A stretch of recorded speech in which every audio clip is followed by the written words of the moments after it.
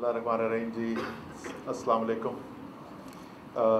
उस्मान, आपको मुबारकबाद मैं देना चाहता हूँ। बहुत अरसे से आप इसके ऊपर काम कर रहे थे और आपने बड़ा अच्छा, आपने बिल्कुल सही कहा। सारा आपका जो अप्रोच रहा है, ये कामयाब जवान का जो पूरा प्लेटफॉर्म है, उसके हर पहलू के अंदर जो आपने मेरिट को बिल्कुल कॉम्प्रोमाइज़ नहीं होने दिया। मुझे यकीन है कि आपके बहुत सारे सियासी कॉलीग्स होंगे जो आपसे इस बात में नाराज़ होंगे, लेकिन पाकिस्तान के जो जवान हैं, नौजवान हैं, वो आपसे इस बात पर ज़रूर खुश होंगे और ये बड़ी एक अच्छी बात है। ये एक बड़ा बुनियादी असूल है तहरीक इंसाफ का, इमरान खान की सियासत का। तो मुझे बड़ी खुशी है कि आपने मेंटेन किया और बिल्कुल सही आप कह रहे हैं कि जिस तरीके से ये नेशनल यूथ काउंसिल भी सेलेक्ट की गई, उसके अंदर भी इसी बात का ख्याल रखा गया। दूसरा जो अच्छी बात आपने की, सारे मैंने नोट किया था कि पाकिस्तान के जितने भी फेडरेटिंग यूनिट्स हैं, सबकी रिप्रेजेंटेशन आपने इंश्योर की है, जेंडर डाइवर्सिटी आपने इंश्योर की है। तो वेल डन, ज़बरदस्त काम किया। तमाम मेंबर्स को जो नेशनल यूथ काउंसिल के आज मेंबर्स बने हैं, उन सबको मैं मुबारकबाद देना चाहता हूँ। और अभी हम कुछ बात करते हैं कि आपने अब करना क्या है और हमारी एक्सपेक्टेशंस आपसे क्या है। लेकिन उससे पहले UNDP एंड UNFPA को I want to thank both the agencies for supporting the work which is being done and hopefully will continue to collaborate. जिस तरह उस्मान डार ने कहा था, आज से कुछ 3 से 4 साल पहले एक बहुत अच्छी रिपोर्ट यूथ के ऊपर पाकिस्तान की UNDP ने ही ऑर्गेनाइज़ की थी। मैं उसके एडवाइजरी बोर्ड के ऊपर था, आदिल नजम ने लीड किया था उसको। सो उस काम को भी हम इस्तेमाल कर रहे हैं और मज़ीद आगे करना चाहते हैं। बेसिकली जो 3 इसके पहलू हैं जो सबसे ज़्यादा क्रिटिकल हैं जब नौजवानों से बात करें, तो एजुकेशन है, एम्प्लॉयमेंट है और इंगेजमेंट है। तो मैं उस्मान से बोल रहा था कि आपने एजुकेशन के अंदर हज़ारों नहीं बल्कि लाखों नौजवानों को पाकिस्तान के अंदर स्किल्स ट्रेनिंग के प्रोग्राम इंट्रोड्यूस कराए हैं। इसी तरीके से एम्प्लॉयमेंट के लिए जो है इंटर्नशिप प्रोग्राम्स, प्लेसमेंट प्रोग्राम्स जो हैं वो बहुत काम किया गया है। लेकिन मैं इनसे कह रहा था कि मेरे ख्याल में इंगेजमेंट एक ऐसी चीज़ है जिसके अंदर हमें ज़्यादा काम करने की ज़रूरत है, और वो नेशनल यूथ काउंसिल का जो क़याम है वो उसके लिए एक इम्पॉर्टेंट माइलस्टोन है। और ये एक पहली मेरी जो एक्सपेक्टेशन है, जो मेरी एक्सपेक्टेशन है काउंसिल से, वो ये है कि आपके ज़रिए जो इंगेजमेंट है पाकिस्तान के यूथ के साथ वो बढ़ेगी। जैसे उस्मान कह रहे थे, वेल नोन फैक्ट है पाकिस्तान के अंदर दुनिया की नौजवान तरीन आबादियों में से एक पाकिस्तान है। और उस नौजवान आबादी की जैसे जिक्र हम कर रहे थे UNDP की रिपोर्ट का, उसकी हाईलाइट रिपोर्ट की मेरे लिए ये थी कि सबसे बड़ी चीज़ जो वो कह रहे थे वो नौकरी नहीं थी, तालीम नहीं थी, कुछ और, उसको स्पोर्ट्स की फैसिलिटी नहीं थी। वो ये कहते थे कि हमारी बात नहीं सुनी जाती। अच्छा, हमारे यहाँ जो एक कल्चर है उसकी बड़ी अच्छाइयाँ भी हैं, लेकिन उस कल्चर के अंदर नौजवान को स्पेस कम मिलती है। घर में आप वो करते हैं जहाँ क्रिकेटर असलम घुमन बैठे होंगे तो उनका बच्चा जिस वक्त नौजवान होगा, बेटा या बेटी, तो हमारा कल्चर ये डिमांड करता है कि वो उनसे आर्ग्यू नहीं करेगा, वो जो कहेंगे वो कर देगा, जो पढ़ने को कहेंगे ये तालीम ले लो, वहाँ तालीम कर ले लेगा। इसी तरीके से उस्ताद को क्वेश्चन नहीं किया जाता है, तो स्पेस हम क्रिएट नहीं करते। अलेक्जेंडर 32 साल की एज के अंदर आधी नॉन दुनिया को फतह करके मर चुका था। 32 साल की एज थी टोटल।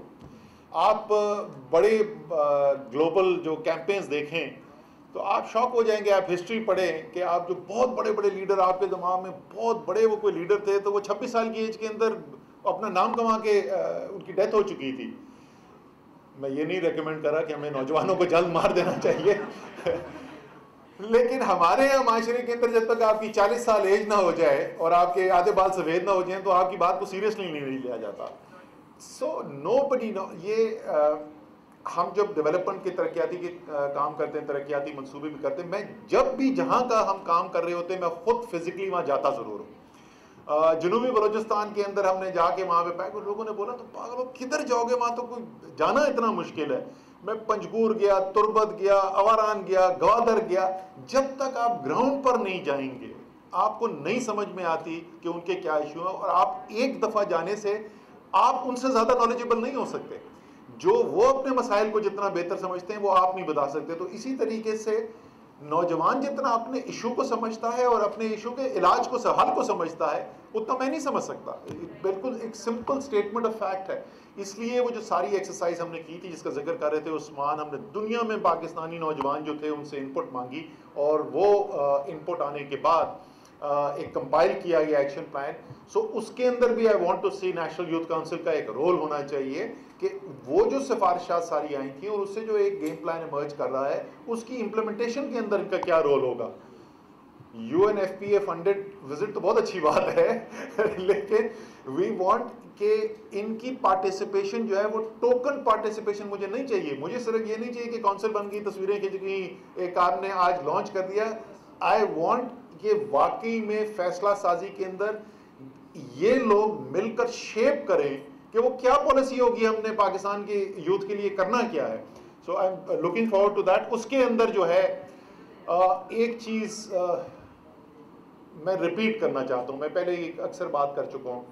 मुझे खुशकिस्मती रही, अल्लाह ताला ने मौके दिए, जो उस वक्त की दुनिया की सबसे बड़ी कंपनी थी, fortune 500 number 1 company Exxon Mobil, उधर मैंने जॉब की, पाकिस्तान में भी, कनाडा में भी, दुनिया के जो सबसे बड़े बड़े इदारे हैं उनके साथ डील किया। मित्सुबिशी जो अनदर फॉर्च्यून 500 कंपनी 90s में बनी, उनके साथ जॉइंट वेंचर हुआ।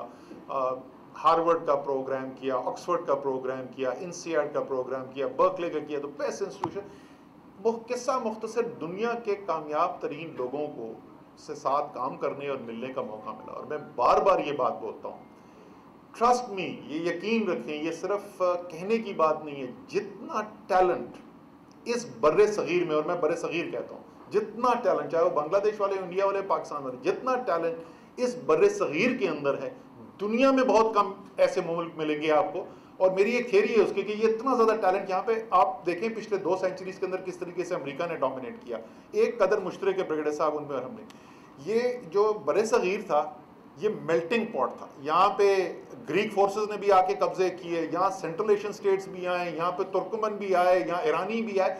सो एक मेल्टिंग ऑफ रेसेस हुई, और उससे एक जेनेटिक पूल जो है वो डेवलप होता है, जो एक एक्सेप्शनल फिर गिफ्ट रखता है। इसी तरीके से वहाँ अमेरिका में वो सारी दुनिया से लोग गए, जिस तरीके से आप देखें वो आगे निकल गए, एक्सेप्शनली गिफ्टेड हो। अल्लाह ताला ने आप लोगों को एक एक्सेप्शनल गिफ्ट के साथ इस दुनिया के अंदर लेके आए हैं।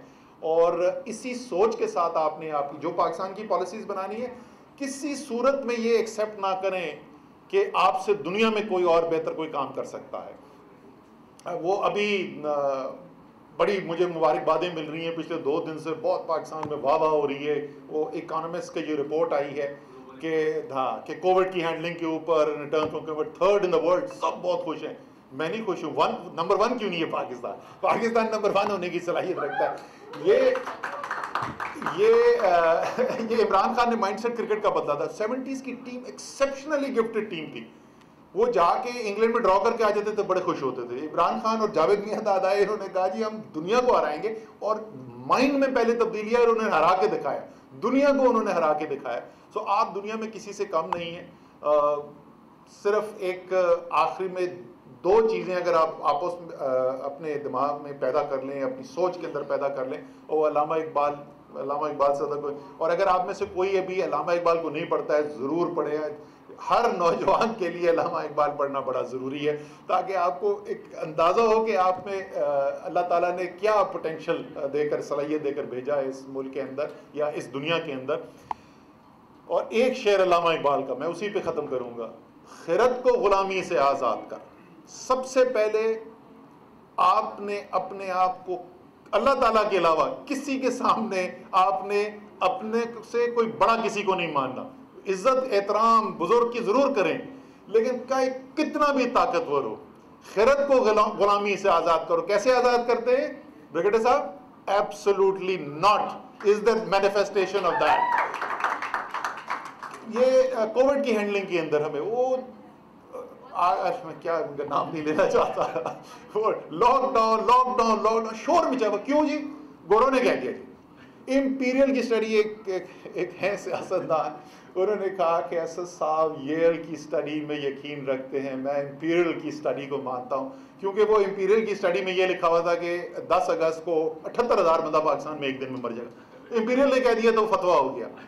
One of the reasons for our success has been, दुनिया से सीखें, बंद ना तो अपने आप को दुनिया से काटें मत, दुनिया से सीखें, लेकिन अपने आप पर एतमाद रखें कि आप दुनिया में जो बेहतरीन फैसले हो सकते हैं आप भी कर सकते हैं। तो पहला मिसरा शेर का जो है, खिरत को गुलामी से आज़ाद कर, अपने जहन को गुलामी से आज़ाद कर दे।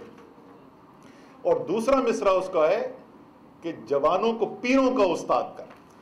देयर इज कोई वजह नहीं है कि आप उससे बेहतर काम ना कर सकें जो आपसे आने वाली पहली नस्ल ने किया या हमने किया। खैर हमने तो बहुत ही कम स्टैंडर्ड सेट किया, हमारे से तो बेहतर करना बहुत आसान है, वो तो इंशाल्लाह ताला आप कर ही देंगे। So have confidence in yourself, अपने आप पर एतमाद रखें। और ये मैं आपको बताता जाऊं कि अगर आप वाकई में अपनी सलाहियत को इस्तेमाल करना चाहते हैं, ये मेरी आखिरी नसीहत, इस पर मैं ख़त्म करता हूं, अगर आप वाकई में अपने आप को, अपनी पूरी सलाहियत को इस्तेमाल करना चाहते हैं, एक बात मेरी याद रखना, वो कभी भी नहीं हो सकता अगर आप अपनी ज़िंदगी अपनी ज़ात की बेहतरी के लिए गुजारेंगे, कभी भी नहीं हो सकता। अगर आप अपनी सलाहियत, किसी और की नहीं, अपनी सलाहियत पूरी बरूए कार लाना चाहते हैं, अपनी ज़ात से बाहर निकल के सोचो, अपने इलाके का, अपने मुल्क का, इंसानियत का। जब आप बड़े कॉज के लिए काम करोगे, जब ही अल्लाह ताला ने जो आपको पूरी सलाहियत दी है वो आप पूरी इस्तेमाल कर सकोगे। इंशाअल्लाह ताला आप सब मिलकर एक बहुत ही मजबूत कंट्रीब्यूशन करोगे।